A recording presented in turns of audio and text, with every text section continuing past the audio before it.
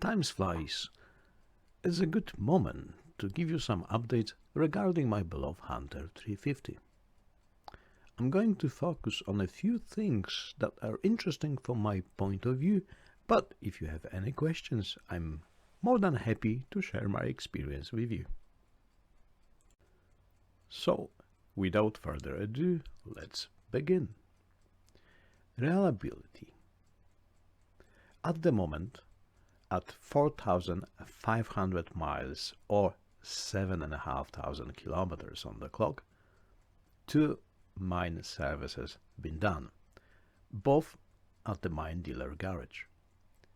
Apart from standard checking points and oil and filters changes, nothing required extra attention. The chain still looks strong, so far only adjusted one time. Tire looks good.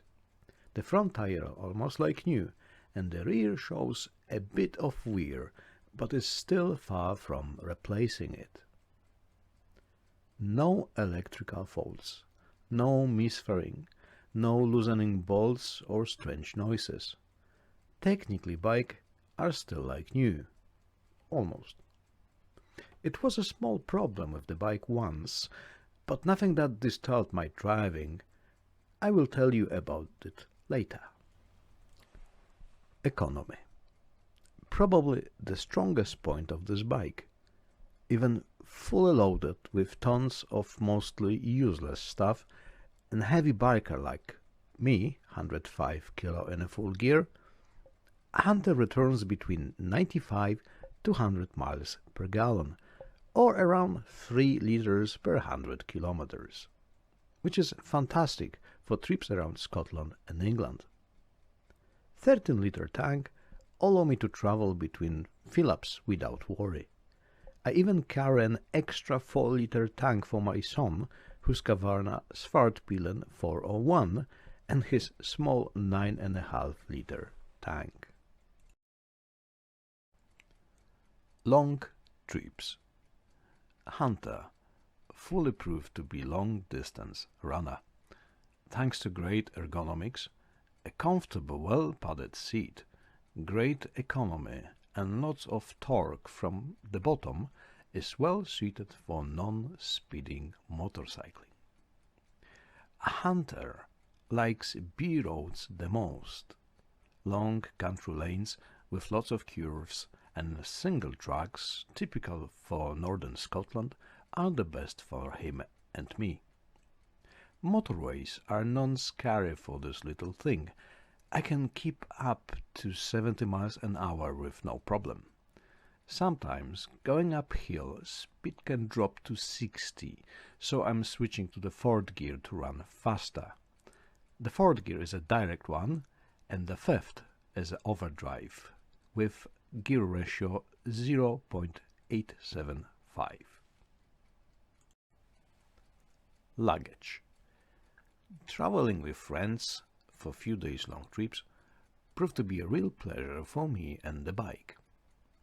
As I mentioned before, carrying too much stuff is absolutely essential for me. I never learned to limit myself. As an excuse, I'm going to say that I'm used to carrying my and my son's belongings. A good solid luggage rack was on my purchase list for a long time. Finally, I got one from India for only 42 UK pounds delivered, and proved to be solidly made. Personally, I prefer soft panniers over solid ones.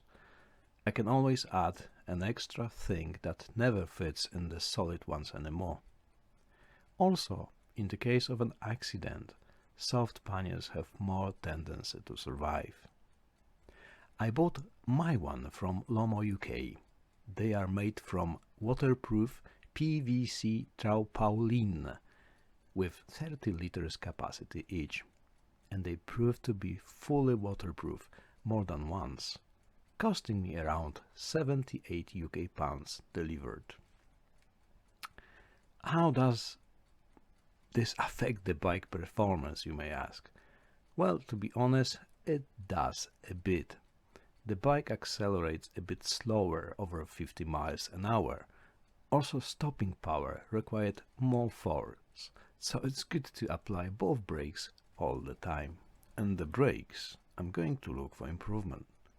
They are okay for solo riding without luggage, but lacking when the bike is under heavy load.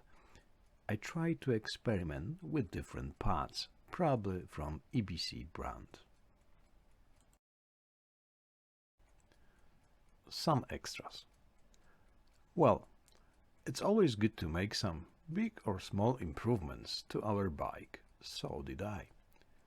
As you can see from the pictures, apart from the windshield and engine guard, I made myself front and rear mudguard extension.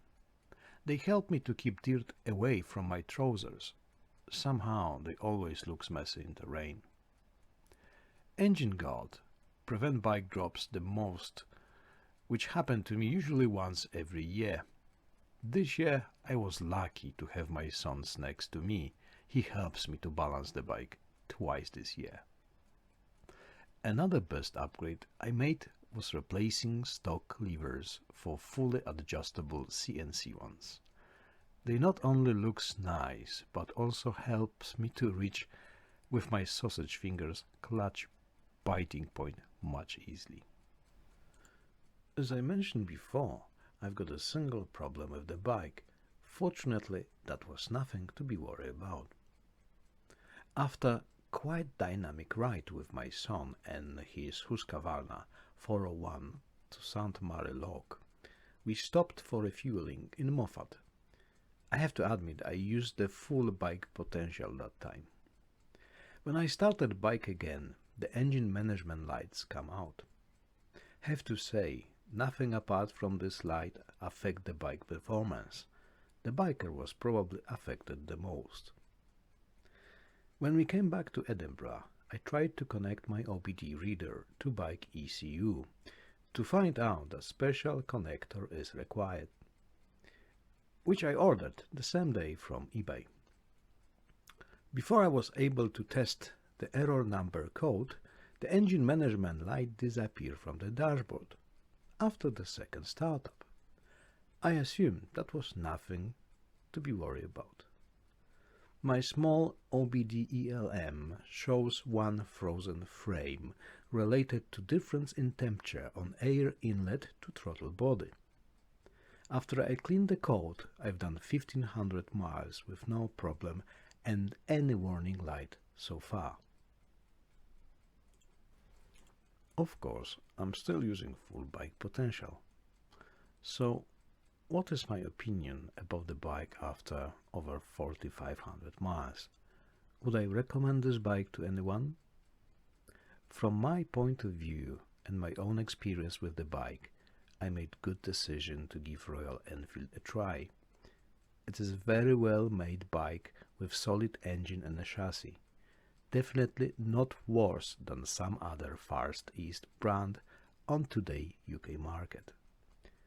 Bikes gives me lots of fun when riding, also help me to find new friends positively twisted on the Royal Enfield brand.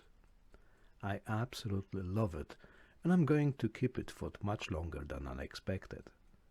Thank you for watching, have a safe ride.